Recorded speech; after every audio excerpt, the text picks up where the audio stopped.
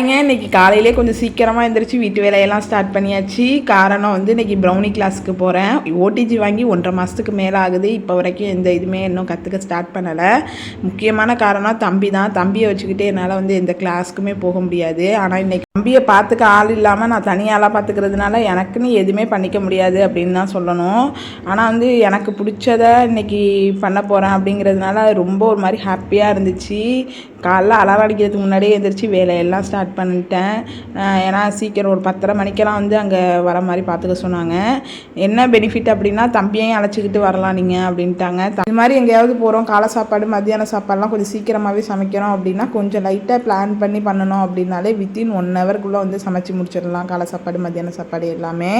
நான் வந்து ஃபஸ்ட்டு எடுத்தோடனே சாதத்தை வச்சு விட்டுட்டு என்னென்னலாம் வேக வைக்கணுமோ அதெல்லாம் அடுப்பில் வச்சு வேக வச்சிடணும். அது வெந்துக்கிட்டு இருக்க கேப்லேயே வந்து நம்ம என்னென்ன காய்கறி கட் பண்ணணுமோ அதெல்லாம் இது பண்ணி வறுக்கிறது பொரிக்கிறதெல்லாம் போட்டோம் அப்படின்னா டக்குன்னு வந்து 1 மணி நேரத்துக்குள்ளே எவ்வளோ சமையலாக இருந்தாலும் செஞ்சிடலாம் காலைக்கு மத்தியானத்துக்கு அப்படின்னு சொல்லிட்டு நான் காலைக்கு வந்து அது பேர் என்னது அந்த கோதுமை ரவா இருக்குல்ல அதில் உப்புமா, அதுக்கப்புறம் முட்டைக்கோஸ் ஆம்லேட், கொஞ்சோண்டு கொண்டக்கடலை, அப்புறம் மத்தியானத்துக்கு வந்து பீன்ஸ் கேரட் பொரியல், முட்டை, கீரை குழம்பு, சாதம், அப்புறம் ஈவினிங் ஸ்நாக்ஸ் கொண்டக்கடலை, மத்தியானம் மிட் மார்னிங் ஸ்நாக்ஸ் ஹஸ்பண்ட்க்கு வந்து பட்டர் மில்க்னு இதெல்லாம் தான் செஞ்சேன்.